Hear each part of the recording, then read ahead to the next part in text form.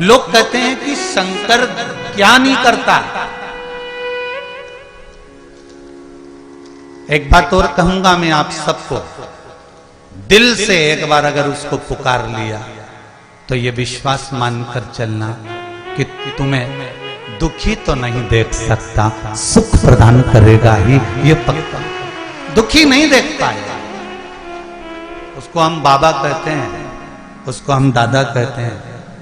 हमारे घर का अगर कोई बड़ा है, हमारे घर का अगर कोई बुजुर्ग है, 33 कोटि देवता सारे के सारे अमृत पी गए, विष का कटोरा हलाहल भरा रहा, किसको दिया? 33 कोटि देवता पी जाते विष। ना भगवान विष्णु ने, ना भगवान ब्रह्मा ने, ना भगवान इंद्र ने, ना वायुदेव ने, ना जलदेव ने, ना वरुण देव ने, ना गरुण देव ने, 33 कोटि देवताओं में किसी ने अमृत पिया पर विष नहीं पिया, किसी ने नहीं पिया। और आखिरी में वो विष का कटोरा शंकर जी के पास भेज दिया गया। विष का कटोरा शिव के पास। वैकुंठ, ब्रह्मलोक, देवलोक, सारे लोग छोड़कर विष का कटोरा मृत्यु लोक में आया था। पृथ्वी पर, कैलाश पर। कैलाश आकाश में नहीं टंगा है, कैलाश कहीं वैकुंठ में या कैलाश कहीं ब्रह्मलोक या वैकुंठ लोक में नहीं है, कैलाश मृत्यु लोक में है। विष का कटोरा मृत्यु लोक में आया था तो शंकर भगवान ने माता पार्वती से कह दिया था, सुनो पार्वती, जब देवता विष का कटोरा मेरे पास भेज सकते हैं तो संसार में जन्म लेने वाले मनुष्य के पास भी कब विष आ जाए इसका कोई ठिकाना नहीं है। विष आएगा, कभी निंदा का विष, कभी बुराई का विष, कभी गालियों का विष, कभी अपशब्द का विष, कभी तानों का विष, कभी आड़ी टेढ़ी बात का विष, कभी परिवार में रह रहे हो तो किसी ने कुछ कह दिया, ये विष नहीं तो और क्या है, जहर नहीं तो और क्या है। किसी ने आड़ा टेढ़ा कह दिया, ये जहर नहीं तो और क्या है। किसी ने कुछ बोल दिया, ये जहर नहीं तो और क्या है। ये जहर, ये विष का प्याला कभी भी, जब देवलोक से मृत्यु लोक में विष आया तो शंकर भगवान ने कह दिया, जब विष मेरे लिए आ सकता है तो संसार वालों के लिए भी विष आ सकता है। बस इतना याद रखना, घबराना मत उस विष से, उस विष से घबराने की जरूरत नहीं है। शंकर जी कहते हैं, मैं उस विष को पी गया था और नीलकंठधारी बन गया था। दुनिया कुछ भी कहे तू उसको पी जा और पीने के बाद फिर फल मैं दूंगा और जगत में तुझे प्रसिद्ध मैं करा दूंगा। तू विष पी तो सही। हम विष पीना नहीं जानते, हम विष उगलना जानते। महाराज,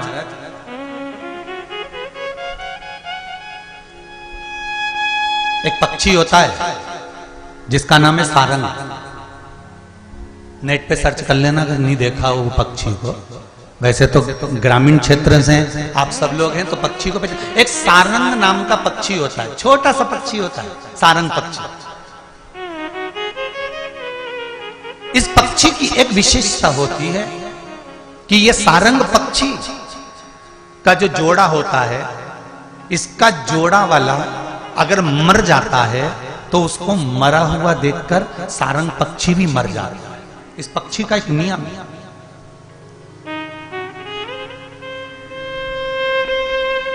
एक सारंग पक्षी होता है, वो पक्षी अपने जोड़े को, जिसके साथ में उसका जोड़ा होता है, और जोड़ा अगर मर गया होता है और उसने मरे हुए जोड़े को देख लिया कि मेरा साथ वाला मर गया है, तो सारंग पक्षी भी मर जाता है। ये पक्षी है जो अपने वाले के लिए प्राण त्याग देता है, और एक संसार में रहने वाला मनुष्य दिन रात भगवान से विनती करता रहता है कि डोकरी कम मिले और चाबी कम मिले, वो कम मरे और चाबी कम मिले, ये कम निपटे और हमारा काम हो, ये कम मरे और हमारा काम हो, ये कब जाए और हमारा काम हो। इंतजार करते।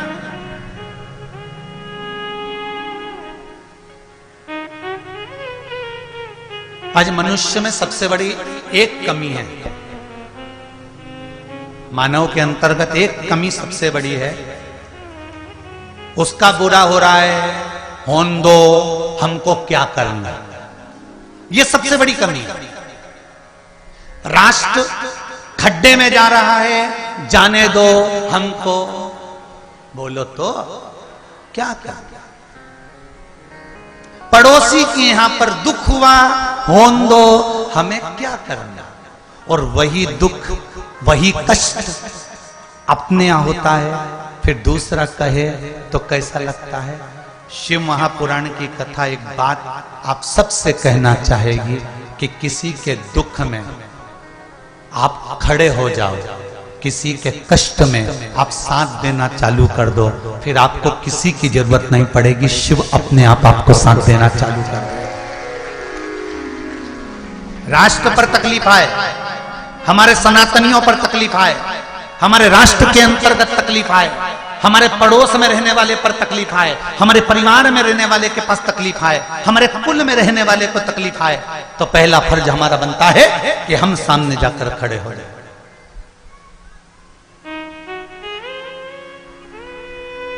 और एक बात पहले भी कही है, आज फिर इस व्यासपीठ से कहना चाहूंगा, आप स्वीकार करो तो अच्छी बात है। दान करने से पहले 50 जगह पर दान करना, दान करने से पहले यह विचार करना कि हमारे परिवार में कोई दुखी तो नहीं है। अगर परिवार में कोई दुखी है तो वो दान उस दुखी व्यक्ति के इलाज में या उसकी पढ़ाई में लगा देना। परिवार में अगर कोई दुखी नहीं हो तो अपने पड़ोसी में देखना, किसी को किसी चीज की जरूरत तो नहीं है, कहीं बच्चे पढ़ने के लिए तो नहीं बिलख रहा है, कहीं भूख से तो नहीं बिलख रहा है, तो दान करने से पहले उन पड़ोसियों के बच्चों का पेट भर देना। अगर पड़ोसी भी सुखी हो तो मोहल्ले में देखना कि मोहल्ले में कोई दुखी तो नहीं है, किसी को कोई कष्ट तो नहीं है। फिर मोहल्ले में अगर कोई दुखी है तो उसकी विद्या का खर्चा उठाना, उसकी बीमारी का खर्चा उठा लेना, या उसको अच्छा पेट भर के भोजन करा देना। वो भी सुखी हो तो अपनी कॉलोनी में देखिए, कॉलोनी में सुखी हैं तो अपने गांव में देखिए, गांव में सुखी हो तो अपने प्रदेश में देखिए, और प्रदेश में सुखी हो तो फिर भारत में देखिए। दान करने से पहले अपने पड़ोसी को जरूर देखना कि इसको तो दुख नहीं है, इसको तो कष्ट नहीं है, मेरा सगा भाई दुखी तो नहीं है, मेरा बहन तकलीफ में तो नहीं है, मेरे फूफा, मेरे चाचा, मेरे काका, मेरी बुआ, मेरे नाना। और ये केवल मैं एक व्यक्ति के लिए नहीं कह रहा हूं, मैं हर व्यक्ति के लिए कह रहा हूं कि पहले अपने परिवार वालों को देखो, इनका दुख। अगर बच्चे पढ़ना चाहते हैं तो पढ़ाओ, बेटियां पढ़ना चाहती हैं उनको पढ़ाओ, अगर कहीं बीमारी में पैसा लग रहा है तो लगाओ, और कहीं उसका भला हो सकता है तो करो। इसके बाद तुम्हारी मर्जी पड़े, कहीं दान, कहीं पुण्य, कहीं सत्कर्म करना। ये साहू परिवार कथा करवा रहा है, साहू परिवार कथा करवा रहा है। साहू जी बैठे हुए हैं, पूरा परिवार बैठा हुआ है। ये साहू जी का परिवार, कभी एकांत में हम चले भी जाए ना तो एक बार पूछ लेना कि सीहोर वाले महाराज ने कथा करने की दक्षिणा तो नहीं मांगी थी। कहीं एक बार पूछना जरूर इनसे कि कहीं महाराज जी ने करोड़ों में, लाखों में, धन में, वैभव में कहीं मांग तो नहीं लिया। और कई लोग कहते हैं इतना बड़ा कुबेरेश्वर धाम बन रहा है, तो कुबेरेश्वर धाम बनाने वाला मेरा देवाधिदेव महादेव है, दूसरा कोई नहीं बना सकता। सीहोर वाले महाराज की सामर्थ्यता नहीं है कि कुबेरेश्वर धाम को बना ले। वो तो शंकर आपके हृदय में बैठता है, कहीं आपके बच्चों का जॉब लग जाता है, कहीं बीमारी में पैसा लग रहा हो तो बच जाता है, कहीं बच्चे अच्छा काम करने लगते हैं, व्यापार चलने लगता है, शरीर में रोग नहीं रहता तो आपका मन कर जाता है कि मैं थोड़ा सा दान कर दूं। वो दान आपका कुबेरेश्वर महादेव में लगता है, तब कुबेरेश्वर महादेव का मंदिर का निर्माण हो रहा है। यहां किसी को नोच कर या खींच कर धन की व्यवस्था नहीं चाहिए। आप तो अपने पास में देखो, अपने परिवार में देखो, अपने कुल में देखो, जिसको जरूरत हो लगा। कौन सा सीहोर वाला महाराज छाती पे बांध के ले जाएगा? जैसे आप जाओगे वैसे ही इस शरीर को जाना है। वही राम नाम सत्य है। जैसे 4 लोग मरे हुए व्यक्ति को उठाते हैं ना, बोलो सही बोलो, उठाते हैं ना, जैसे मरे हुए व्यक्ति को 4 लोग उठाते हैं ना, ऐसे हमारे मोहल्ले में, परिवार में अगर कोई दुखी है ना, उसको जीते जी उठाने का प्रयास कर दो, मरने के बाद भले मत उठाना। अपने परिवार में, अपने कुल में, अपने मोहल्ले में, अपने गांव में, अपने शहर में, अपने नगर में कोई मरने के बाद भले 4 लोग कंधा मत देना, पर जीते जी अगर किसी को भूखा है, बिलख रहा है, उसके बच्चों की फीस नहीं भरा रही, उसको दवाई का खर्चा नहीं निकल पा रहा, तो जीते जी 4 लोग मरने के बाद भी तो उठाओगे, तो 4 लोग जीते जी उसका खर्चा उठाना प्रारंभ करो, उसको आगे बढ़ाना प्रारंभ करो, उसको अग्रण्य लेकर जाओ। मेरा राष्ट्र फिर वही मेरी भारत की भूमि सोने की चिड़िया बन जाएगी, हर जगह पर वही संपदा हो जाएगी। आज सबसे बड़ी बात बताना चाह रहा हूं, दूसरे धर्म में विदेशों से धन आता है और वो तुमको लोभ देते हैं। दूसरे धर्म में विदेशों से धन आता है, वो आपको लोभ देते हैं, इतने दुखी हो हमारे धर्म में आ जाओ, हम तुम्हारे बच्चे की नौकरी लगवा देंगे, तुम आना तो चालू करो, हमारे यहाँ आओ तो सही, फिर हमारे हॉस्पिटल में आओ, फिर हमारे यहाँ एजुकेशन में आओ, फिर हमारे यहाँ हमारे हो जाओ, फिर हिंदू धर्म में कभी मत जाओ। क्यों? कारण क्या है? कमजोर आप हो, कमजोर आप पढ़ रहे हो। क्यों? क्योंकि तुम्हें वहां अच्छा दिख रहा है। अगर 4 लोग मोहल्ले के, परिवार के किसी गरीब को साथ देना चालू कर देंगे तो यह पक्का है कि मेरा सनातनी टूटेगा नहीं और दूसरी जगह नहीं जाएगा, दूसरे धर्म में प्रवेश नहीं करेगा। आप उसको जोड़ने का प्रयास तो करो।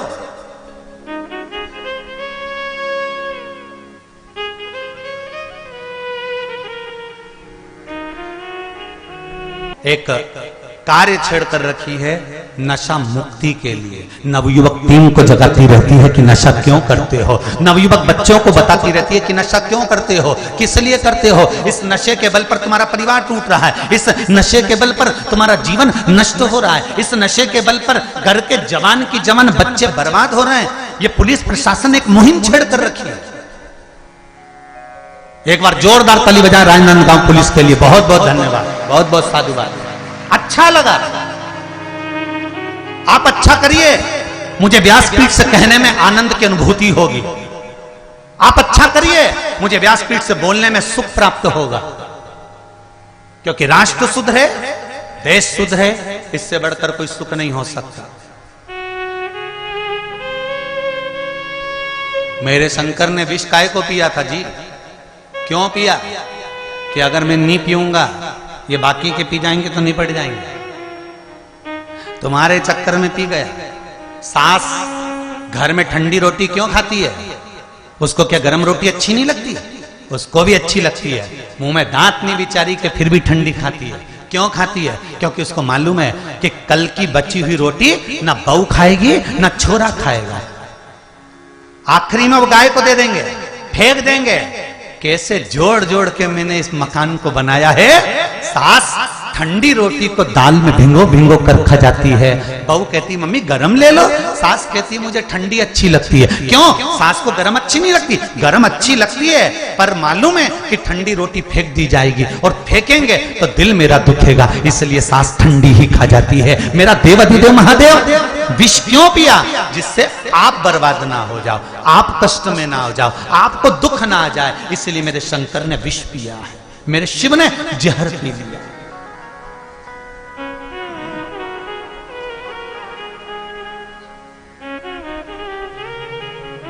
आप भजन तो करो शिव का।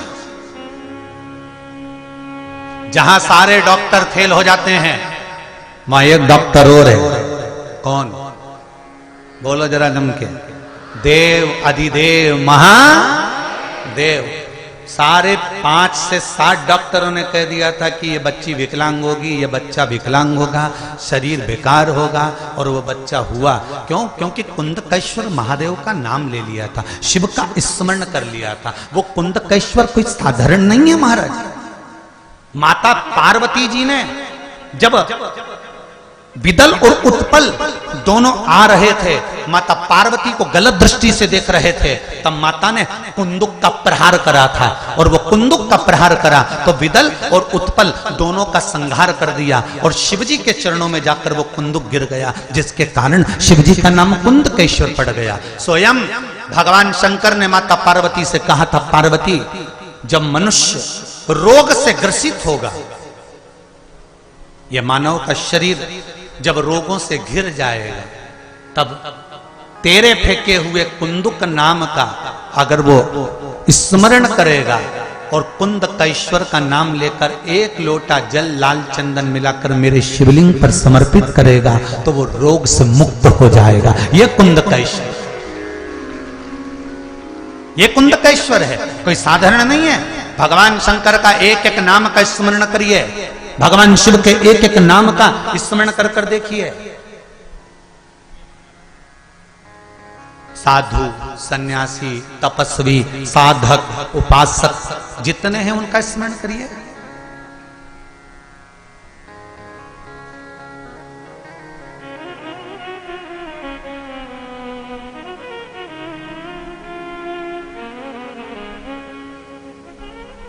रायपुर कौन कौन गया? अरे हाथ तो उठाओ, गए हो? ठीक है। रायपुर के पास में चंपारण है, कौन कौन गया है? गए हो? मत त्रिवेणी संगम भी है पास में, राजी। छत्तीसगढ़ का प्रयाग कहते हैं ना।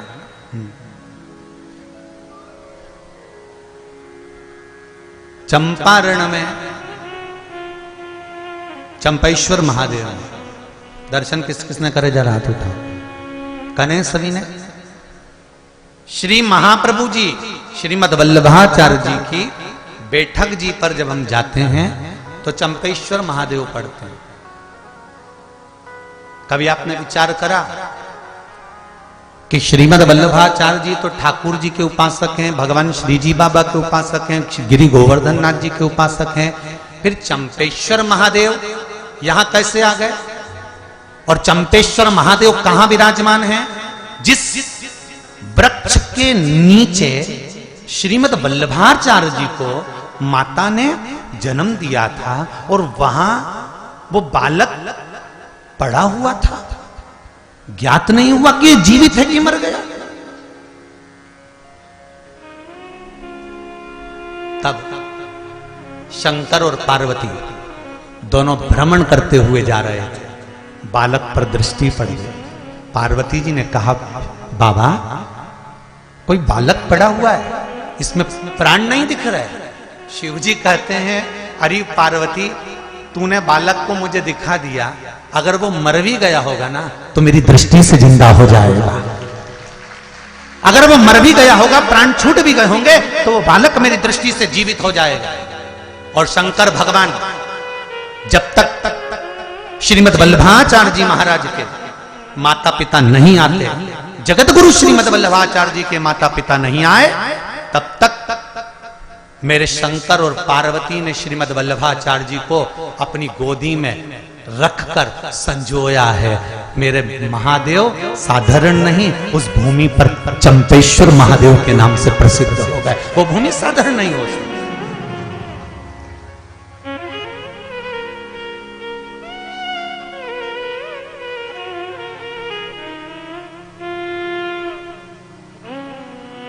सहज क्या है?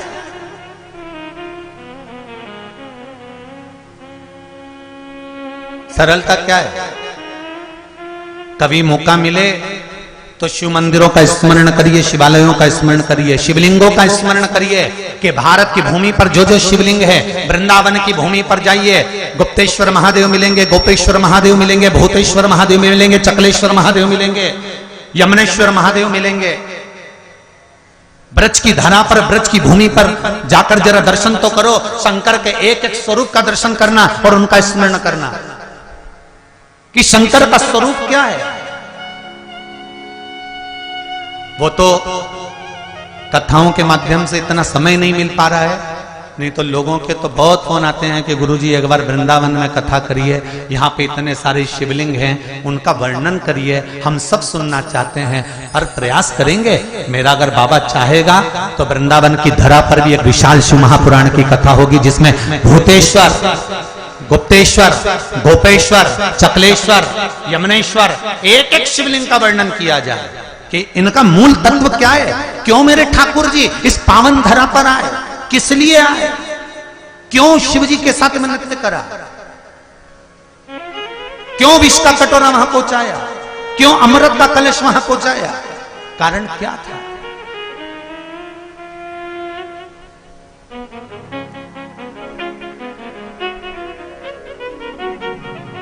महाराज, करो पशुपति व्रत, करो शिव का स्मरण। और एक बात और याद रख लो, अगर पशुपति व्रत भी नहीं कर सकते, शंकर के मंदिर के अंदर नहीं जा सकते, एक लोटा जल नहीं चढ़ा सकते, वो भी नहीं कर सकते, तो शिव के मंदिर के दरवाजे से सामने से निकल जाओ। वो भी नहीं कर सकते तो शंकर के मंदिर का शिखर का दर्शन कर लो, सर्व पाप नाशना। शिखर का दर्शन कर कर भी आपको फल मिल जाएगा। तो बहन बैठ जाइए। हर हर महादेव। ये शिव महापुराण की कथा। लोग कहते हैं शिव पुराण क्या देती है? आप दिल से सुनो तो सही। जब जब विपदा आएगी, कोई रोग आ गया, कोई बीमारी आ गई, कोई कष्ट आ गया, कोई तकलीफ आ गई, आपने आस्था चैनल पर कथा सुनी है, मोबाइल पर कथा सुनी है, उस कथा का अगर एक अंश भी आपको याद रह गया तो किसी के दुख में तुरंत खड़े होकर आप श्री शिवाय नमस्तुभ्यम जप तो सकते हो, खड़े होकर बता तो सकते हो कि ये उपाय कर ले तुरंत आराम लग जाएगा। तू कर तो सही, शंकर पे विश्वास रख तो सही, शंकर का नाम ले तो सही।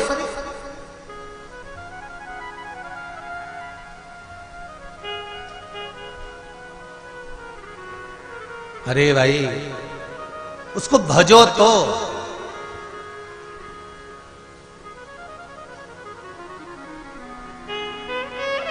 अभी तो लोगों को यही नहीं मालूम था कि सूर्य नारायण भगवान को जल चढ़ाते हैं तो वो जल का जो पानी निकलता है, सूर्य की किरण पड़ती है तो शरीर के रोग ठीक कर देती है। अब लोगों को जरा पानी चढ़ाना चालू तो करने दो। हॉस्पिटल में कोई बीपी और शुगर वाला नहीं जाएगा, सब घर में ही ठीक हो जाएगा। करो तो। नूतन संवत्सर, नए साल से, नए वर्ष से 2 अप्रैल से नए संवत्सर से नियम बना लो, 1 बाल्टी पानी भर कर रखो, 1 तांबे का लोटा घर के पास में दरवाजे के पास रखो। घर के व्यक्ति से कह दो जब जाओ, जब जाकर जल चढ़ाकर शिव जी को जाना। सुबह उठो, सबसे पहले नहाओ, नहाने के बाद दूसरा काम बाद में, पहले 1 लोटा पानी शंकर जी को चढ़ाओ। और एक बात और ध्यान से सुन लेना, जिसको कैंसर जैसी बीमारी हो, लीवर किडनी की बीमारी हो, डायलिसिस चल रहा हो या बीपी ज्यादा ऊंचा नीचा हो रहा हो, तो रविवार के दिन जब सूर्य नारायण भगवान को अर्घ दो, रविवार के दिन जब सूर्य नारायण भगवान को अर्घ दो, और रविवार के दिन जब सूर्य नारायण भगवान को अर्घ दोगे तो उसी तांबे के लोटे को धोना मत, रख देना।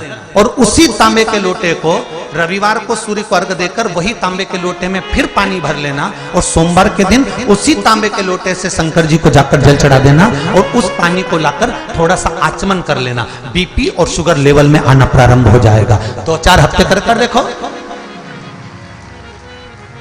सूर्य नारायण भगवान को रविवार के दिन पूजा जाता है। वैसे तो नियम से रोज जल चढ़ना चाहिए, पर अगर बीपी शुगर वाले हैं, आप रोज जल चढ़ा रहे हो तो रविवार सोमवार का ध्यान कर लेना। रविवार को चढ़ाए तो सोमवार को शिव जी को चढ़ाए, उसी तांबे के लोटे से, उसी पात्र से।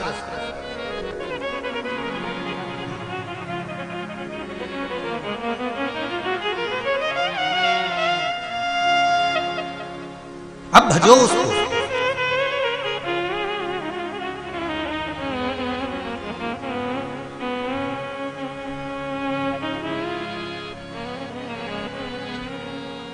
तुम आना भोले बाबा, तुम आना।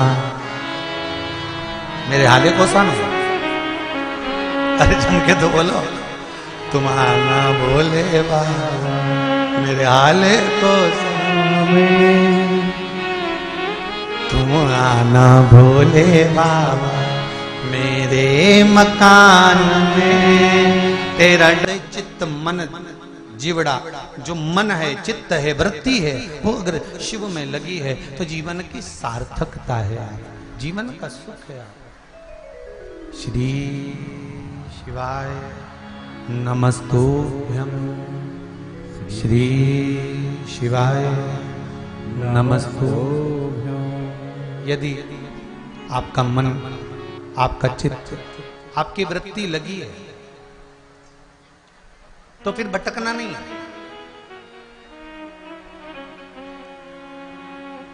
शंभु शरणे पड़ी, सब गाइए। मांगू घड़ी रे घड़ी, दुख काटो, दया करी ने दर्शन आपो। हे बाबा, जीवन में बहुत दुख है, बहुत कष्ट है, बहुत रोग है, बहुत बीमारी है। बाबा, हृदय भी बड़ा दुखी रहता है मेरे शंभू। घर में सबको देखते हैं तो तकलीफ नजर आती है। बाबा, ऐसी कृपा करो मेरे दयालु शिव, ऐसी कृपा करो कि जैसे आज साहू परिवार हाले कोसा में कथा करा रहा है, ऐसी एक कथा में भी करवा दूं, ऐसी कृपा बना दो। शिव से कहो। लाखों के दुखड़े जो तू हर गया डमरू वाले, मेरे दुखड़ों को देख कर क्यों डर गया डमरू। बाबा, सब आप कर सकते हो।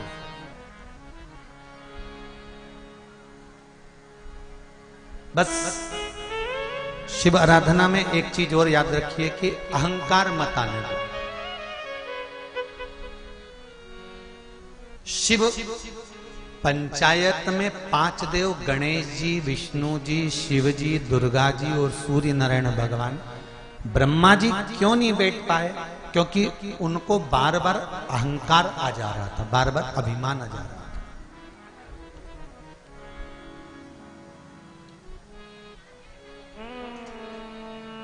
सब कुछ आए पर अहम नहीं आना चाहिए।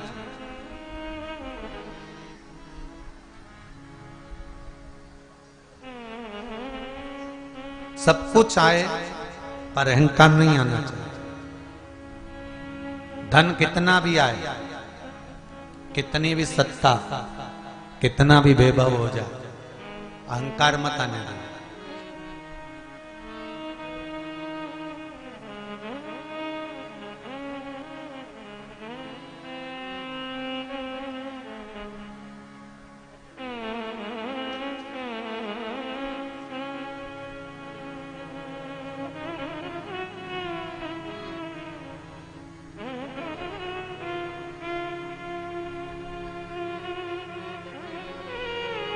दिनेश जी,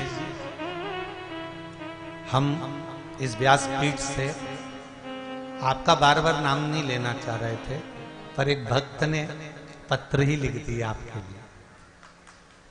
कोई संजय कुमार जी सिन्हा है, पड़ोसी गांव बोरी रड़ी छुरिया से। हाँ, तुम समझ गए ना, बस बहुत है, ठीक है। अब बोई रेडी है ना। एक काम करते हैं, 2-4-8 दिन के लिए आ जाते हैं तो हमको छत्तीसगढ़िया सिखा देंगे, ठीक है। छत्तीसगढ़िया सबले बढ़िया हो, तो उतनी काफी है ना, फिर कहाँ जरूरत है, ठीक है।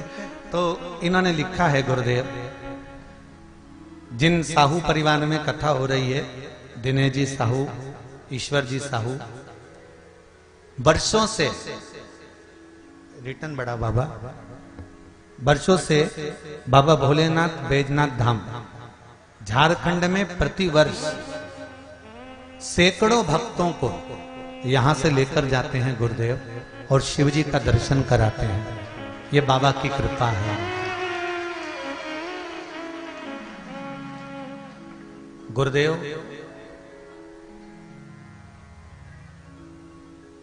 दिनेश भाई एवं उनका परिवार शिव भक्त, शिव भक्ति के कारण यह कार्य संभव कर पाया। इन्होंने झारखंड के बैजनाथ जी का दर्शन किया होगा ना गुरुदेव, और बाबा ने कृपा करी होगी ना, इसलिए हमको लगता है कि देवादिदेव महादेव ने, शंकर ने कृपा करी है शिव महापुराण के लिए। एक बात बताएं, मां कर्माबाई के पुत्र हो आप सब, साहू परिवार को मैं धन्यवाद देना चाहूंगा। इतनी बड़ी कथा को करवाने के लिए लोग ना जाने कितना कितना चंदा इकट्ठा कर लेते हैं महाराज। पर धन्यवाद दूंगा साहू परिवार को, दिनेश जी, ईश्वर जी और आपके पूरे परिवार को। इतनी दुकानें लगी हैं, पूरे गांव के अंदर दुकानें लगी हैं भक्तों के लिए। और दुकान वाले इनके पास आकर पूछे कि हम कितना रुपया दें तुमको दुकान लगाने का। इन्होंने एक शब्द कहा कि तुम्हें जितना कमाना है कमाओ, हमको 1 रुपया नहीं चाहिए, आप तो शिव का गुणगान गाओ। दिनेश जी, कहीं जगह पर हम लोग कथा करने जाते हैं, अभी हम नाम नहीं लेंगे, छत्तीसगढ़ में भी एक कथा करी है राम जी की कृपा से। नाम क्यों लेना? एक एक छोटी दुकान हो, और केवल छत्तीसगढ़ से मतलब नहीं, हमने जहां जहां करी है मां का भी बता रहा है। छोटी दुकान भी जिनने लगाई है उनसे 4-4, 5-5 हजार रुपए लिए गए हैं, तब जाकर दुकान लगाई गई। मैं आपको नमन करता हूं आपके विश्वास को। बाबा ने कितना दिया और कितना नहीं दिया मुझे नहीं मालूम, और कितना आपके पास में और कितना नहीं है मुझे उससे भी कोई मतलब नहीं। मुझे तो शिव महापुराण करना थी, बाबा ने करवाई। और ये आदिवासी क्षेत्र है, और जिस आदिवासी क्षेत्र में शिव महापुराण की जरूरत हो और मेरे सनातनियों को जगाने की जरूरत हो, उस जगह पर तुम्हारा यह बेटा बैठा हुआ है। जब चाहो जब बुलाओ बजाओ।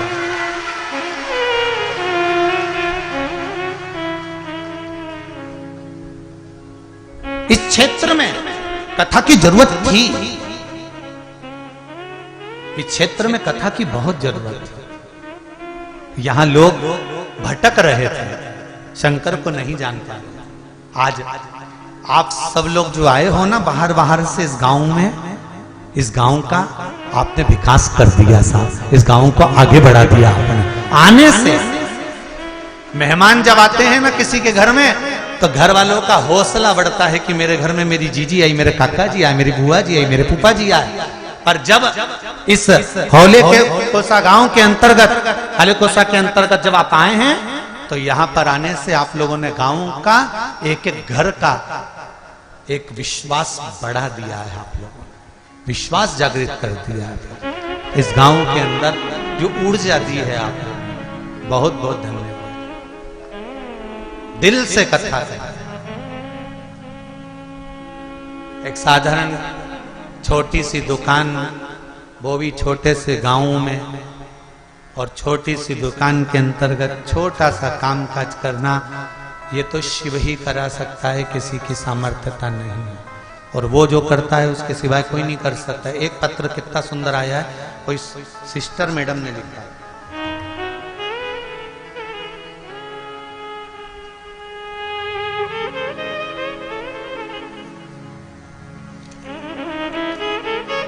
श्रीमती रत्नमाला श्रीवास्तव, चिचोला छुरिया, राजनंद गांव से है। कहीं बैठी हो आप ही हैं? दोनों हाथ हिला दो एक बार। साथ में गुड़िया भी आपके, बधाई आपको बहुत बहुत। गुरुजी, मैं रत्नमाला श्रीवास्तव स्वास्थ्य विभाग में नर्स हूं। हालेकोसा ग्राम के नजदीक ही चिचोला में पदस्थ हूं। मेरी शादी को 9 वर्ष पूर्ण हो गए थे। सब कुछ तो भगवान ने दे दिया था, पर संतान नहीं थी गुरुदेव। सभी लोग कहना भी चालू कर दिए थे कि मैडम आप तो खुद ही रोज 4-5 डिलीवरियां कराती हैं, प्रसव कराती हैं, पर अपना इलाज खुद क्यों नहीं कर लेती हैं? उन्हें क्या पता था कि मेरे बच्चादानी के अंतर्गत रोग था, असामान्यता थी, आकृति नहीं थी, बच्चा नहीं हो सकता था। गुरुदेव, सारे डॉक्टरों को दिखा दिया था, सबने कह दिया था कि बच्चादानी में बच्चा नहीं ठहर सकता, गर्भ नहीं ठहर सकता, संतान नहीं होगी। तब गुरुदेव पशुपति व्रत 5 सोमवार शिवजी के मंदिर जाना, जल चढ़ाना, बेलपत्र चढ़ाना, उस बेलपत्र और जल का सेवन करना, और बाबा की ऐसी कृपा हो गई गुरुदेव कि मेरे घर में संतान हो गई गुरुदेव। मैं उसको लेकर गया। बहुत बहुत बधाई आपको। बैठिए। श्री शिवाय नमस्ते। शिव कृपा। जब दुनिया ताने दे, अब शब्द कहने दो, कहे तो अब शिव का भजन तो करो, शिव का स्मरण तो करो। ब्रह्मा जी को केवल एक अहंकार था, इसलिए 5 पंचायत के सदस्यों में ब्रह्मा जी नहीं बैठ पाए।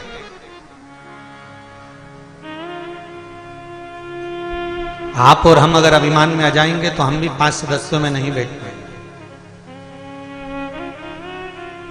आप और हम अगर अभिमान में आ जाएंगे तो 5 सदस्य कौन है? अपने घर के ही लोग। अहंकार के चलते हमारे घर के लोगों के साथ भी हम नहीं बैठ पाएंगे।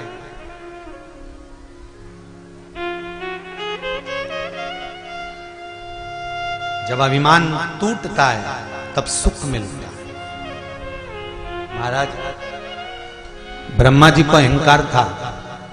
ब्रह्मा जी ने पूछा सूर्य नारायण भगवान से, मैंने सृष्टि का निर्माण नहीं करा तो ये सृष्टि किसने बना दी? जब मैंने सृष्टि नहीं बनाई तो ये सृष्टि किसने बनाई? एक बार ब्रह्मा जी को अहंकार आ गया और ब्रह्मा जी ने कह दिया कि मैं सृष्टि का निर्माण ही नहीं करूंगा। और ब्रह्मा जी बैठ गए मौन होकर, चुप होकर, स्तुप्त होकर।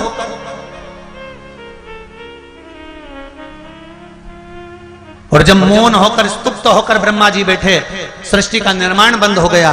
सृष्टि बनाने वाला कोई नहीं था। ब्रह्मा जी चुप होकर बैठ जाते हैं। देवता घबराने लगते हैं। सृष्टि बनाएगा कौन? सृष्टि का निर्माण कौन करेगा? सृष्टि को आगे कौन बढ़ाएगा? ब्रह्मा जी तो मौन हो गए। पर अच्छे का अहंकार नहीं रहा तो ब्रह्मदेव का नहीं टूटेगा। वही हुआ। एक इंदु नाम के ब्राह्मण थे, उनके यहां कोई संतान नहीं थी। महाराज,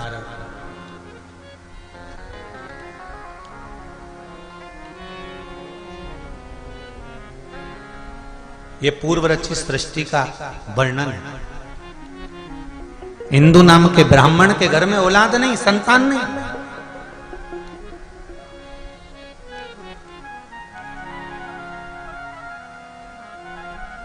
और जब संतान नहीं हुई इंदु नाम के ब्राह्मण के यहां, तब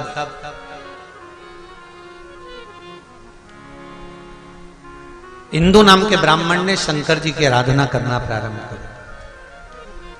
क्या करता था इंदु ब्राह्मण?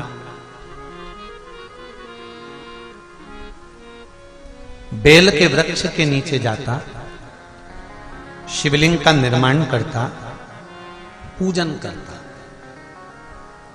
बेल पत्री के वृक्ष के नीचे शंकर का शिवलिंग बनाकर पूजन करने से क्या फल मिलता है?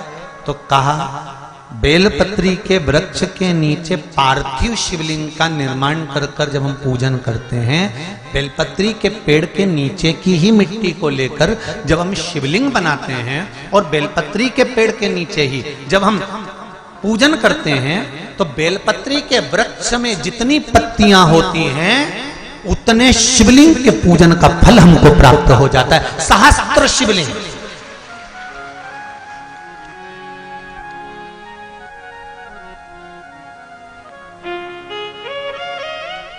सहस्त्र शिवलिंग का फल हम आपसे भी कहेंगे। कभी कभी अगर मौका मिले ना, पार्थिव शिवलिंग का निर्माण करते रहना चाहिए। एक बार सीहोर कुबेरेश्वर धाम में कथा बाची थी, शिवलिंग, पार्थिश्वर शिवलिंग, शिव महापुराण की कथा। अगर नहीं सुनी हो तो जब फ्री टाइम रहा करे तो उसको सुन लिया करो। पहले बहुत सारी शिव पुराण की कथा बाची है, पार्वती, सती, उमा, गंगा। अभी शिव पंचायत चल रही है। इसके बाद में जो रायसेन में होगी, भोपाल से 40 किलोमीटर की दूरी पर, वहां जो कथा होगी वो त्रिपुंड शिव महापुराण की कथा होगी। वो कथा पूरी होने के बाद में फिर शायद वो 9 तारीख को समापन होगी और 13 तारीख को शिव महापुराण की कथा हरिद्वार में प्रारंभ हो जाएगी। तो हरिद्वार में जो कथा रखी है उसका नाम रखा है शिव पौड़ी। हरि की पौड़ी शिव महापुराण की कथा, हर की पौड़ी हर का द्वार शिव महापुराण की कथा, जो हरिद्वार में 13 तारीख से प्रारंभ होगी, 13 अप्रैल से है सर, है 13 से 19 अप्रैल तक हरिद्वार की भूमि। तो कथाओं का क्रम अलग अलग है, आप कथा वही है पर उसके रस तत्व को हमको ग्रहण करना है। कई लोग कहते हैं गुरुजी शिव महापुराण की कथा तो आजकल आप छूते हो, बस वो छू लिया ना, चल तो वही रही है ना, है तो शंकरी, सुन तो रखे हो ना। शिवलिंग का उत्पत्ति, पार्वती जी का ब्याह, सती मैया का भस्म होना, कथा वही है पर उसमें जो मूल तत्व है उसको हम श्रवण करें जिससे हमारे जीवन की सार्थकता।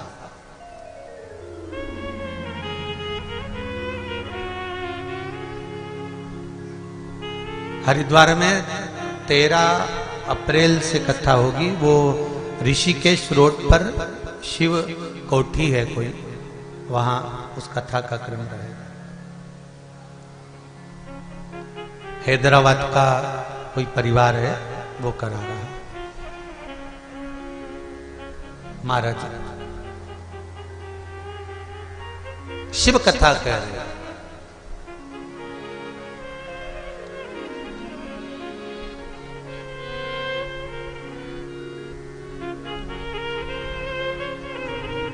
ब्रह्मा जी को अहंकार आया, उन्होंने सृष्टि रचना का काम बंद करा।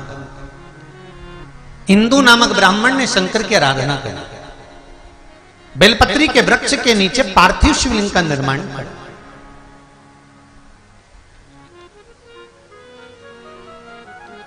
जैसे पीपल के वृक्ष के नीचे लव और कुश ने हनुमान जी को बांध दिया था, हनुमान जी एक एक पीपल के पत्ते को गिन रहे थे और राम राम बोल रहे थे।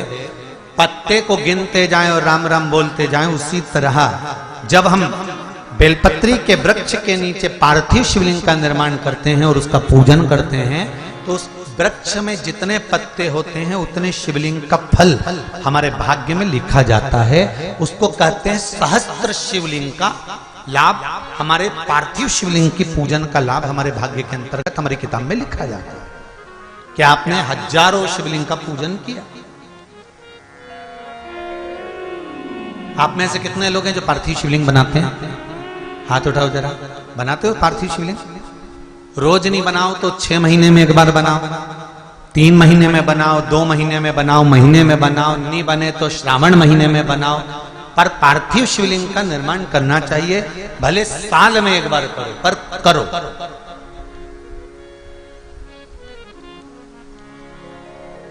जरूरी है पार्थिव शिवलिंग।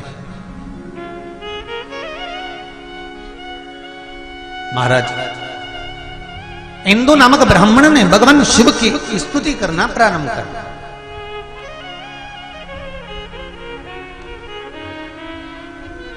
हाँ, ये हरिद्वार की जो कथा है वो शिव फार्म, हरिद्वार में जो कथा होगी 13 अप्रैल से 19 अप्रैल तक आस्था चैनल पर आएगी, वो 1 बजे से 4 बजे तक।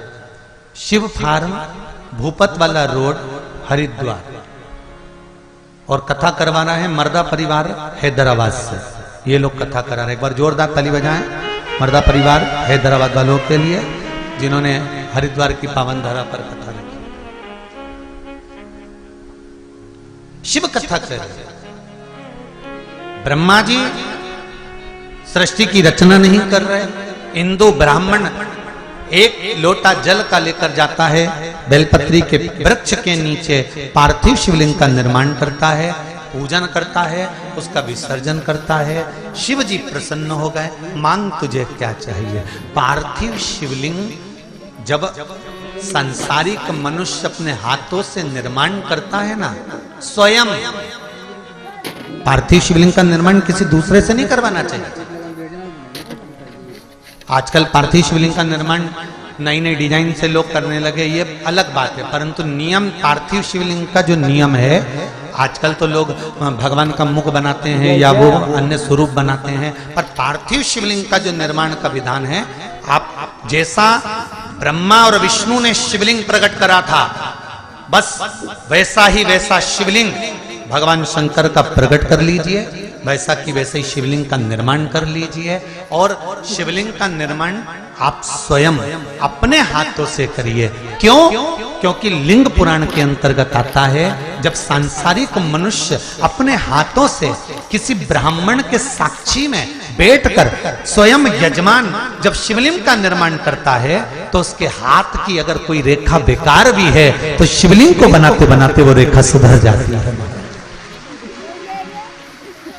और रेखा का निर्माण अगर गलत भी हो गया है तो वो सवर जाता है।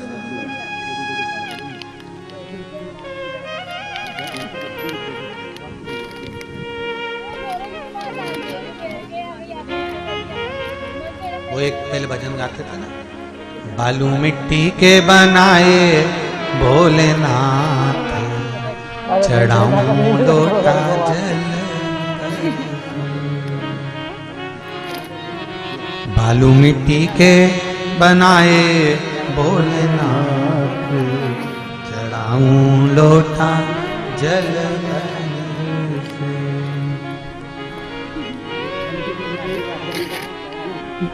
एक वर तुम देना भोले, अखंड सौभाग्य हो जाऊं। एक वर तुम देना भोले, अखंड सौभाग्य हो जाऊं। हे शिव, ऐसी कृपा करना, मेरा अखंड सौभाग्य।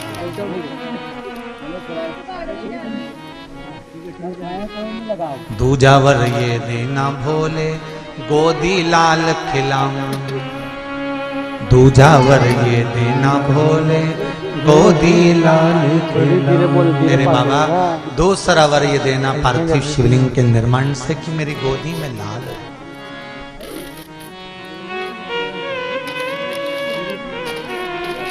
तीजा वर ये देना भोले, अखंड भंडार भरा, मेरा घर भंडार भरा हुआ, सुख समृद्धि वैभव प्रतिष्ठा यश कीर्ति सब समाहित। देख दे सोनी का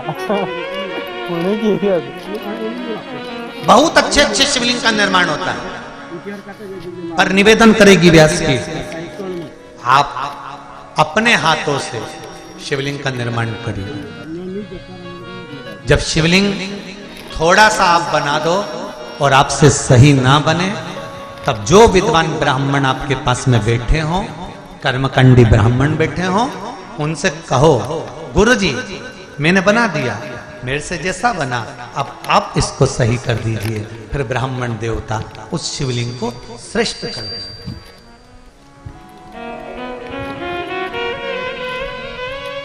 हमें बहुत सारी पूजन करना नहीं आती, थोड़ी करो।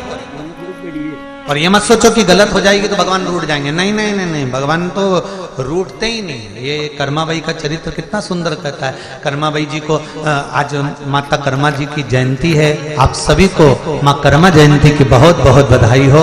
माँ कर्मा के जन्म दिवस की बधाई है।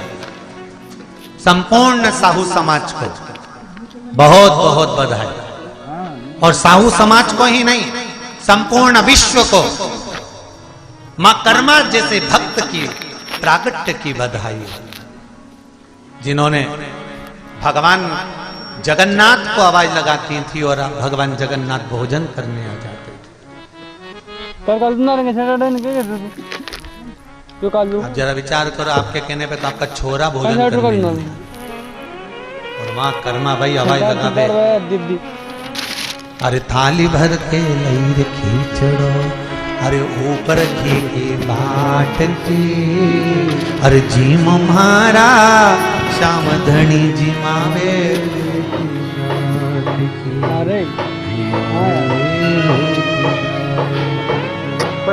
ये जो कर्माबाई का स्वरूप दर्शन कर रहे हैं, ये कर्माबाई का जगन्नाथपुरी का स्वरूप। कर्माबाई का असली स्वरूप कैसा था जब वो गांव में रहती थी? पिता रामनाथ जी कर्माबाई 2 चोटी करती थी। लंबा लंबा चोली, लहंगा 36 कली का, चोली, सिर पे एक छोटी सी चूनर डाल के रहती थी कर्माबाई, माथे पर एक बिंदी, होठों पर लाली थी कर्माबाई, कानों में छोटे से पिताजी ने बुंदे लाकर दे दी तो वो पहनी थी कर्माबाई, गले में तुलसी की माला पड़ी थी कर्माबाई के, छोटी सी 6 वर्ष की कन्या। और बाबा कहते हैं, माँ कहती है सुन हम खेत जा रहे हैं, काम बहुत सारा पड़ा हुआ है, घर में ठाकुर जी की सेवा है। इतने बड़े लड्डू गोपाल थे, लड्डू गोपाल मतलब आगे बैठे ना, ऐसे लड्डू गोपाल छोटे से कन्हैया, और तू सुन इनकी सेवा कर देना और सेवा कर कर इनको भोग धरा देना। हाँ, और बाबा और माँ चले गए। कर्माबाई 6 साल की, इसको तो भोजन बनाना आता नहीं था। अब 6 साल की लड़की कितना भोजन बनाए। माँ को देखा था इसमें भोजन बनाते हुए कि माँ खिचड़ी अच्छी बनाती थी, पर उसको खिचड़ी बनाना भी नहीं आता था। उसने सोचा खिचड़ी कैसे बनाए। माँ एक बर्तन रखती थी, बर्तन में पानी डालती थी, चावल डालती थी, दाल डालती थी, नॉन मिर्ची डालती थी, खिचड़ी बनाती थी। कर्माबाई ने भी एक इतना बड़ा बर्तन रख दिया, उसमें 1 कटोरी चावल डाल दिया, 1 बाल्टी पानी, चावल 1 कटोरी, बाल्टी भर के पानी, थोड़ा नमक थोड़ी मिर्ची, और कर्माबाई भगोने को हिलाने लगी, चूल्हे पर रख के हिलाते हिलाते हिलाते हिलाते दोपहर हो गई, पर कर्माबाई की खिचड़ी नहीं बनी, क्योंकि वो खिचड़ी की जगह चावल का माड़ तैयार हो गया, कपड़े कलप देने वाला झोलिया तैयार। कर्माबाई ने देखा खिचड़ी नहीं बनी। कर्माबाई गई पड़ोस वाली काकी के पास में, काकी बाबा और मैया तो बाहर गए, खिचड़ी कैसे बनाते हैं। काकी ने कहा 2 गिलास पानी डालो, थोड़ा 1 कटोरी चावल, जिसको नहीं आती हो खिचड़ी बनाना लिख लो। 2 गिलास पानी, 1 कटोरी चावल, आधी कटोरी दाल, थोड़ा नून, थोड़ी मिर्ची, धीमी आंच में रख के उसको पकाया। कर्माबाई ने पकाया, खिचड़ी तैयार हो गई। दोपहर के 2 बज गए कर्माबाई को बनाते बनाते। इसने तुरंत खिचड़ी को थाली में उंडेला, उंडेलने के बाद उसमें गुड़ की खोड़ी रख दी, घी की बाटकी बीच में रख दी, और थाली ले जाकर भगवान के सामने रख दी। और भगवान से कर्माबाई क्या बोली, हे मेरे ठाकुर जल्दी जल्दी खा ले, जितनी भूख तुझे लग रही है उससे ज्यादा मुझे लग रही है। ठाकुर बाबा बोल कर गए हैं भोग लगा देना, मैया कह कर गई है भोग लगा देना, इसलिए तेरे सामने धरी है।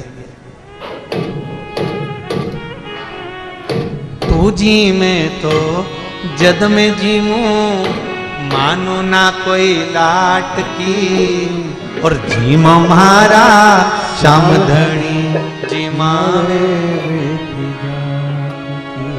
हाथ जोड़ के बैठ गई, जल्दी जीम लेना हो।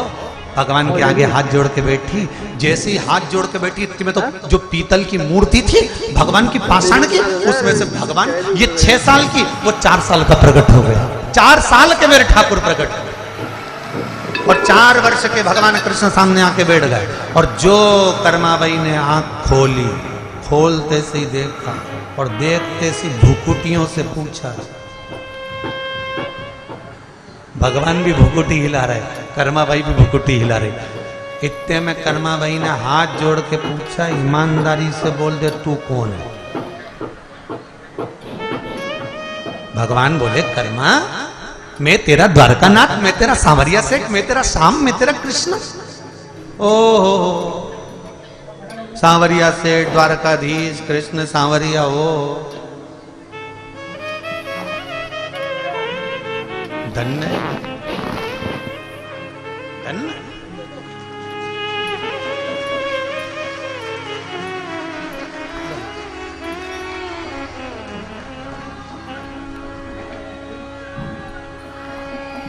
बाद में हाँ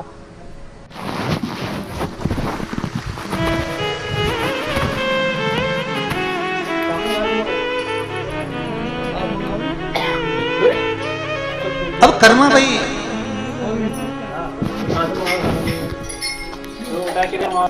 हमारे कर्मा भगवान को देख रही है। भगवान और कर्मा जब भगवान को देखी तो कर्मा भाई ने पूछा क्यों रे कहां से आया है? भगवान बड़े प्रेम से बोले, तूने मुझे प्रेम से बुलाया इसलिए मैं प्रेम से आया। तूने प्रेम से बुलाया ना इसलिए प्रेम से आया। कर्माबाई ने कहा, कौन से गांव का रहने वाला है? भगवान बोले, मैं और गांव का, मैं तो ब्रज का रहने वाला हूं। अच्छा, क्या नाम है तेरा? कृष्ण। अच्छा, अपने आप को कृष्ण कहता है, तेरे को शर्म नहीं आती है? भगवान बोले, मेरा नाम कृष्ण है तो कृष्ण नहीं कहूंगा। काय के लिए आया है? भगवान बोले, भोजन करने आया, खिचड़ी बहुत जोरदार बनी है। कर्माबाई ने कहा, तूने तो खाई नहीं, तुझे कैसे मालूम कि अच्छी बनी है? जब तूने खिचड़ी खाई नहीं तो तुझे कैसे मालूम? तुझे पता कैसे खिचड़ी कैसी बनी? नहीं नहीं नहीं, कर्मा, मुझे तो पाना है। अब कर्माबाई दो प्रश्न भगवान कृष्ण के सामने रख दिए। कर्माबाई ने कहा, सुन, अगर तू कृष्ण है, तू ही मेरा भगवान है, तो मैं तुझसे दो प्रश्न करूंगी, दोनों के उत्तर सही दे दे तो मैं तुझे खिचड़ी खाने दूंगी। ठीक है। कर्माबाई ने पहला प्रश्न किया, तेरे पिताजी का नाम बता। अब भगवान कृष्ण ने मन में सोचा, बताओ इसको मेरे पिताजी का नाम ही नहीं मालूम। भगवान कृष्ण ने कहा, मेरे पिताजी का नाम तो वसुदेव जी है। कर्माबाई ने कब तो उठ के खड़े हो जाए, तुझे इतना ही नहीं मालूम कि भगवान कृष्ण के पिता तो नंद बाबा है? भगवान कृष्ण ने अपना माथा ठोका, कहा दो बाप के चक्कर में पड़ा। अगर आज बाप एक होता तो खिचड़ी तो मिल जाती। अब कर्माबाई ने दूसरा प्रश्न करा, तेरी मैया का नाम बता दे, मां का नाम बोल। तो कर्माबाई जैसी पूछी तो भगवान कृष्ण को लगा कि पिताजी का नाम जब नंद बाबा बताया ना तो मैया का नाम यशोदा बताया होगा, जो पक्का है। तो भगवान बोले, मेरी मैया का नाम तो यशोदा है। इतने में कर्माबाई बोली, अब तो उठी जा, पूरा ही उड़ जा। तो कर्माबाई ने पूछा, वो क्यों? भगवान कृष्ण पूछे, वो क्यों? कर्माबाई बोली, तुझे इतना नहीं मालूम कि भगवान कृष्ण तो देवकी के जाए थे। भगवान कृष्ण ने मन में सोचा, ये कौन रिश्तेदारी बताता? पिताजी बता दिए नंद बाबा, मां बता दी देव, खिचड़ी बीच में लटक गई। अब खिचड़ी का क्या करते? भगवान कहने लगे, अच्छा मैं जाता हूं। कर्माबाई बोली, रुक जा जीम ले। अच्छा, ये कर्माबाई ने हाथ से खिचड़ी के दो हिस्से कर दिए, इधर भी घी, इधर भी घी, इधर भी गुड़, इधर भी गुड़। ये तेरा, ये मेरा, तू पहले खा ले। भगवान कहने लगे, मैं खा तो लूंगा पर थोड़ा सा पर्दा कर दे। कर्माबाई बोली, अच्छा पूरा खा जाएगा चोटे, मेरे को मालूम है तुझे, तू पूरा खाने वाला है। भगवान बोले, नहीं खाऊंगा, मैं मेरा ही खाऊंगा, तू पर्दा तो कर। कर्माबाई बोली, हमारे यहाँ पर्दा ही नहीं है। तब पर्दो भूल गई सांवरिया, पर्दो फेर लगायो जी, और घांगरिया की ओट बैठ कर शाम खींचड़ो आयो जी। 36 कली का लहंगा की ओट कर्माबाई ने कर दी और भगवान से कहा, तुझे सौगंध है, तू तेरा ही खाना। भगवान भी मन में सोचे, ये सब मेरा ही बना, मैं मेरा ही खाऊंगा। भगवान खुद का हिस्सा तो खाने लगे, बड़े बड़े हाथ में भरकर। कर्माबाई लहंगे की ओट हटाकर देख रही थी तो भगवान ने देखा, कर्मा तू मुझे देख रही, मैं नहीं खा रहा। कर्माबाई बोली, मैं नहीं देखूं, पर तू तेरा ही खाना, तेरे पिता की सौगंध है। भगवान मन में सोचे, अब तो मैं मेरा ही खाऊंगा। अब भगवान खुद का हिस्सा तो खा गए, कर्माबाई का जो हिस्सा था, क्योंकि बना तो भगवान के लिए ही था, भगवान उसको भी खा गए। आखिरी का पूरी थाली पोंछ के और भगवान हाथ में भरकर बस खाने ही वाले थे। वो तो कर्माबाई का भाग्य अच्छा था, उसने देख लिया और हाथ पकड़ लिया, कलुए पूरा खा गया, रख नीचे। भगवान के झूठा खाएगी कर्मा, कर्मा के मैं झूठा खा जाऊंगी, तू तो नीचे रख। अब ये हाथ मुंह के पास ले जाए भगवान और कर्माबाई खींचती जाए, कर्मा इधर खींचे, भगवान उधर खींचे। इतने में कर्माबाई ने देखा ये ऐसे ताबे नहीं आएगा। कर्माबाई हाथ पकड़ के पीछे गई और भगवान के गले में बैया डाली और भगवान का हाथ पकड़कर कर्माबाई ने भगवान का हाथ अपने मुख में रख लिया, खुद खा गई भगवान के हाथ से। भक्ति हो तो कर्मा जैसी, सांवरियो घर आवे लो, सोहन लाल लोहा कर प्रभु को हर्ष हरस गुण गावे लो। ऐसी कर्मा, कैसे करूं?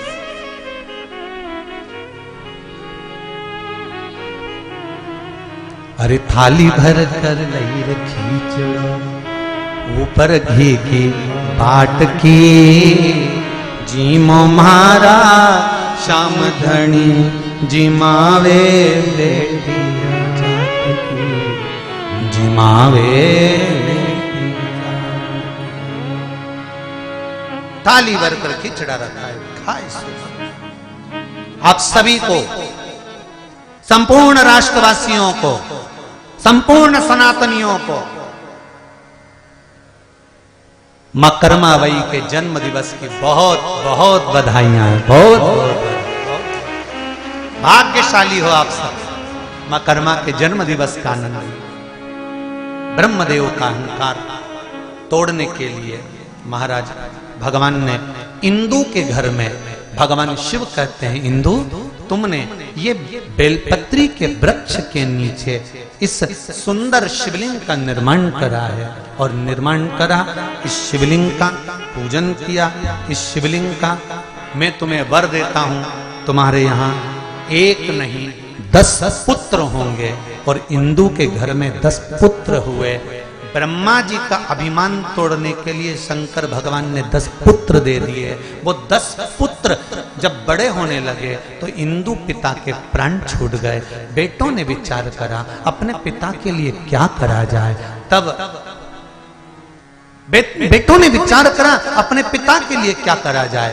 तब अपने पिता के लिए, उनका नाम चलाने के लिए इन 10 ने 10 सृष्टि का निर्माण कर दिया। अब जरा विचार करिए, ब्रह्मा जी सूर्य देवता से पूछ रहे हैं कि ये सृष्टि किसने बनाई, तो सूर्य देवता कहते हैं कि जब ब्रह्मदेव आपने सृष्टि नहीं बनाई तो ये 10 सृष्टियां अलग अलग बनी हैं, ये इंदु ब्राह्मण के पुत्रों ने बनाई।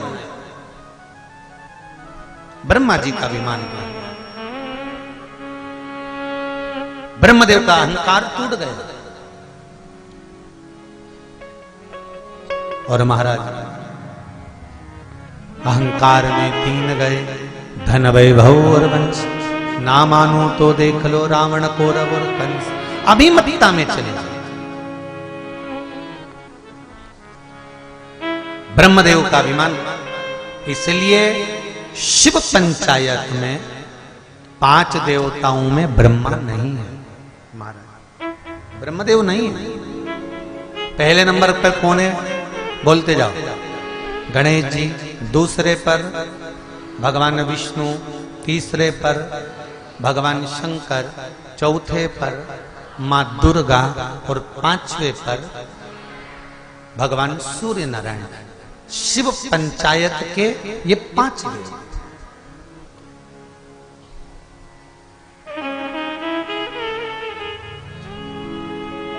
शिव पंचायत के ये 5, और इन 5 देवों के अनुसार ब्रह्मा जी केवल अभिमतता के कारण नहीं रुकता,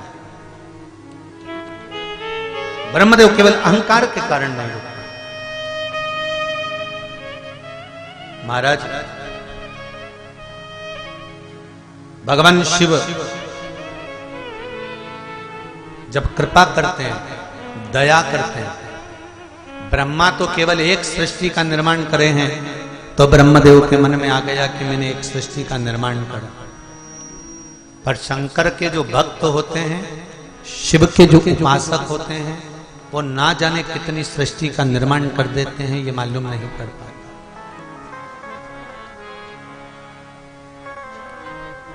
एक बात अपने जीवन में उतार कर रखिए। परसों की कथा में कहा था कि आप अपना कर्म करे जाओ। आपने क्या कर्म करा है, कैसा कार्य किया है, आपके कर्म को दुनिया स्वयं याद करेगी। आप अपना कर्म करो। आप अच्छा करते हुए आगे बढ़ेंगे, आपको दुनिया खुद याद करेगी। श्रेष्ठ कर्म की ओर आगे बढ़ेंगे, आपको खुद याद किया जाए। कल एक प्रसंग चल रहा था राजा सहस्त्रबाहु का।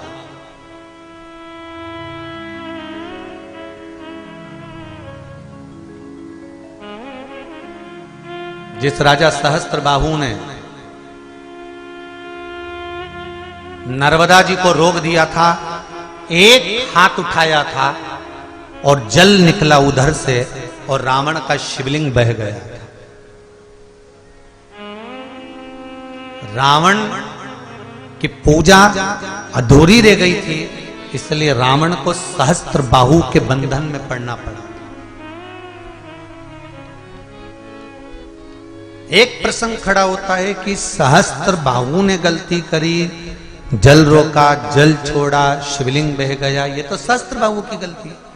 शिव महापुराण कहती है जब कोई धर्म के लिए आगे बढ़े, सत्कर्म के लिए आगे बढ़े, नेक कर्म के लिए आगे बढ़े, हमारे सनातनी धर्म को जब अग्रणता का भाव लेकर जाए, कोई सनातन धर्म को अग्रणता की ओर लेकर जाए, कोई धर्म की ध्वजा को आगे बढ़ाकर लेकर जाए, तो शिव महापुराण की कथा कहती है कि प्रयास करना आप कि बन सके तो उसको आगे बढ़ाने का प्रयास करना, रोकने का नहीं। सहस्त्रबाहु ने रोकने का प्रयास, सहस्त्रबाहु ने एक गलती कर दी कि नर्मदा जी के जल को रोककर एक हाथ उठाया और हजारों हाथ में से एक हाथ उठाकर नर्मदा का जल उधर से भेज दिया जहां पर शिवलिंग रखा हुआ था। रावण का शिवलिंग पानी में बह गया। रावण को तो भोगना पड़ा कि सहस्त्रबाहु के बंधन में पड़ना पड़ा, पर सहस्त्रबाहु को क्या भोगना पड़ा, तो वो भी शिव पुराण कहती है, वो भी शिव पुराण कह रही है कि रावण जब लंका अधिपति रावण चले गया, तब जमदग्नि जो वन में निवास कर रहे थे वहीं से सहस्त्रबाहु जा रहे थे। जमदग्नि जी ने सहस्त्रबाहु का सम्मान किया, उनको खूब खिलाया पिलाया, आदर सम्मान सत्कार दिया। तो सहस्त्रबाहु के मन में आया इतना सारा राजसी ठाट इस जंगल में कहां से आया, तो मालूम पड़ा कि ये कामधेनु ने दिया। कामधेनु स्वयं सहस्त्रबाहु मांगने लगे, जमदग्नि जी ने नहीं दिया। आखिरी में जमदग्नि जी से कामधेनु सहस्त्रबाहु छुड़ा कर ले गए। थोड़ी देर बाद परशुराम जी आ गए। परशुराम जी ने आकर पूछा, क्या बात है पिताजी, आप मौन क्यों हो, आप चुप क्यों बैठे हो। परशुराम जी ने जैसे ही पूछा तो जमदग्नि जी ने कहा कि मेरी कामधेनु गाय को सहस्त्रबाहु ने, बीच रास्ते में सहस्त्रबाहु जी को रोका परशुराम भगवान ने। युद्ध प्रारंभ हुआ, सहस्त्रबाहु की जब भुजाएं कटना प्रारंभ हुई, एक एक भुजा जब सहस्त्रबाहु की कटने लगी तो दत्तात्रेय भगवान को सहस्त्रबाहु ने याद किया। दत्तात्रेय भगवान आकर खड़े हुए, बोलो सहस्त्रबाहु क्या बात है। सहस्त्रबाहु कहने लगे, मैंने आपकी आराधना करी है, पर एक बात तो बताओ, इतनी भुजाएं मुझे मिली है, आज मेरी भुजाएं क्यों कट रही है। भगवान दत्तात्रेय ने कहा, सहस्त्रबाहु तुमने एक गलती कर दी थी। जब रावण शिव की पूजन कर रहा था, उसकी पूजन पूरी नहीं हुई थी और तुमने जल का वेग छोड़कर शिवलिंग को पानी में विसर्जन कर दिया था। जैसे पानी में शिवलिंग गया और गोल गोल घूमकर सब कुछ ठंडा हो गया, तुम्हारी भी जितनी भुजाएं हैं ये सब कटकर गिरेगी और तुम्हारे प्राण छूटेंगे। शिव महापुराण की कथा कहती है, शंकर की कोई आराधना करे, पूजन करे, पार्थिव शिवलिंग का स्मरण करे या शिव मंदिर में पूजन करे, निवेदन है बन सके साथ दीजिए, नहीं बन सके तो हाथ जोड़कर चल दीजिए, पर विघ्न नहीं डालना, हमें विघ्न नहीं डालना। सहस्त्रबाहुओं की भुजा कटने लगी, बहुत अंत में प्राण छूट गए। ऐसी पावन शिव महापुराण की कथा बड़े आनंद के साथ यहाँ पर आज 5वें दिन की विराम हो रही है। हमारे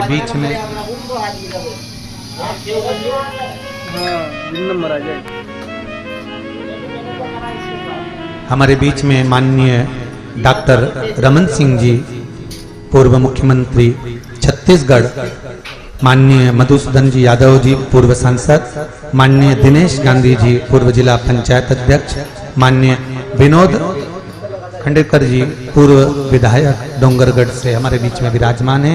आदरणीय माननीय डॉक्टर श्री रमन सिंह जी से निवेदन करूंगा व्यासपीठ का पूजन करने के लिए पधारें।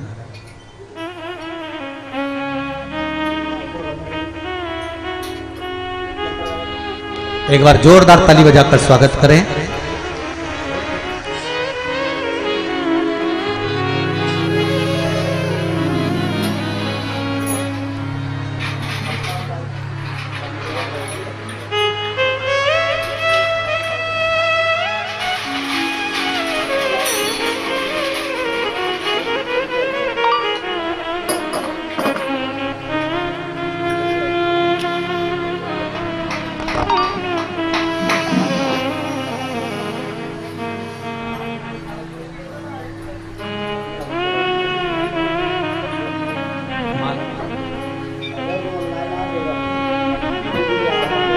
जोरदार ताली बजाकर स्वागत करें। बाबा देवाधिदेव महादेव की कृपा।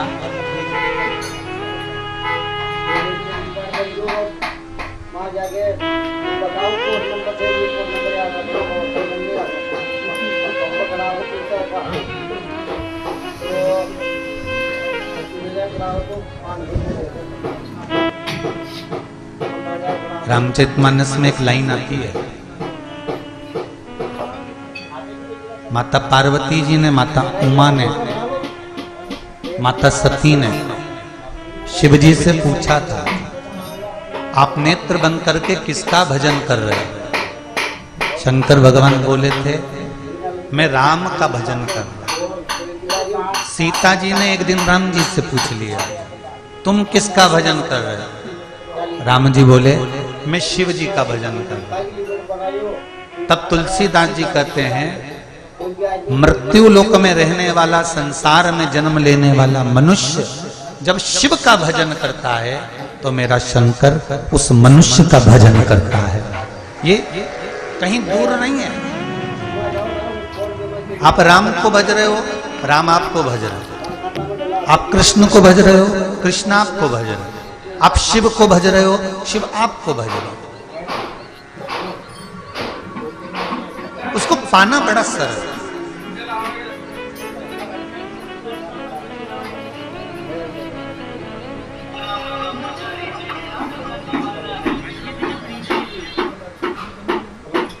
मेरे शंकर भगवान को पाने के लिए बहुत सारा कहीं वैभव दिखाने की जरूरत ही नहीं पड़ती।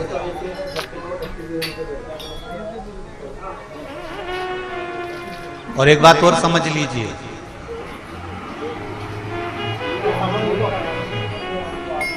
शंकर भगवान को शंभू कहते हैं। शंभू का मतलब जानते हो? स्वयं भू। स्वयंभू मतलब ना तो इनका कोई माता है ना इनका कोई पिता है, ये स्वयं प्रकट है।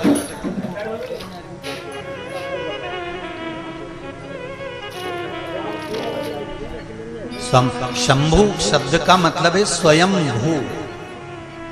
इनको किसी ने प्रकट नहीं करा, इनको किसी ने जन्म नहीं दिया। मेरे राम जी महाराज अगर प्रकटे हैं, जन्म हुआ है, तो चौपाइयों में वर्णन आता है, कौशल्या हितकारी, भय प्रगट कृपाला दीन दयाला कौशल्या हितकारी। मेरे कन्हैया जी का जन्म हुआ तो उनके लिए भी वर्णन आया, माता यशोदा की हितकारी। पर शिव जी के लिए कहीं नहीं। शंकर भगवान तो स्वयं भू शंभु हैं, स्वयं प्रकट है। उनको प्रकट करने की सामर्थ्यता किसी में नहीं। और एक बात और समझ लीजिए, आपके हृदय में, आपके भीतर, आपके मन में शंकर भगवान अगर आकर बैठ गए हैं और आप शिव की भक्ति में रम गए हो, तो इसमें सियोर वाले महाराज का कोई हाथ नहीं, कोई काम नहीं। शंकर खुद आना चाहते थे आपके हृदय में, इसलिए वो आ गए। इसमें सियोर वाले महाराज का कोई काम नहीं है।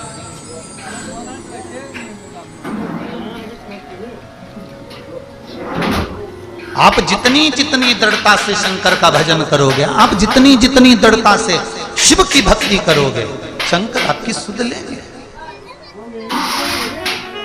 एक करने का सौभाग्य बाबा देवाधिदेव महादेव की कृपा से करुणा से अपन सभी को प्राप्त हुआ है। देवाधिदेव महादेव भगवान शिव, कैलाशी अविनाशी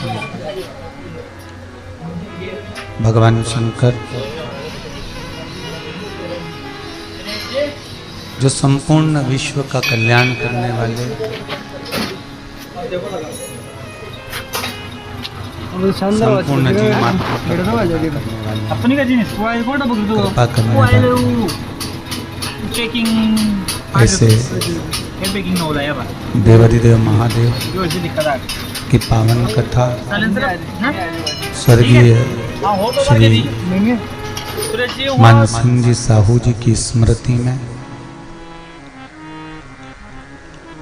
श्रीमती सोनी जी साहू, पुत्र श्री दिनेश कुमार जी साहू, श्रीमती कौसमनी जी साहू, श्री ईश्वर जी साहू, श्रीमती शशि जी साहू, श्री जोगीलाल जी साहू, श्री तुलाराम जी साहू, साहू परिवार द्वारा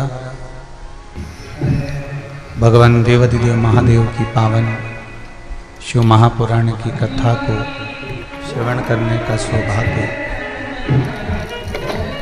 बाबा देवाधिदेव महादेव की कृपा से अपन सभी को प्राप्त हुआ।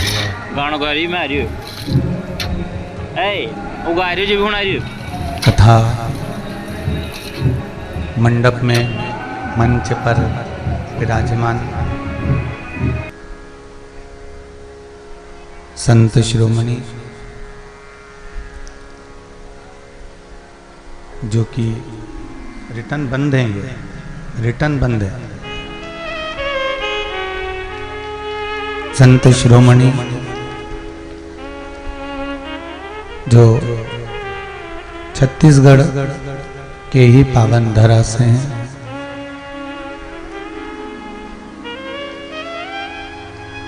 आवाज बढ़ाइए पीछे, सब दूर की आवाज बढ़ा दीजिए, पीछे की। बाबा देवाधिदेव महादेव की करुणा कृपा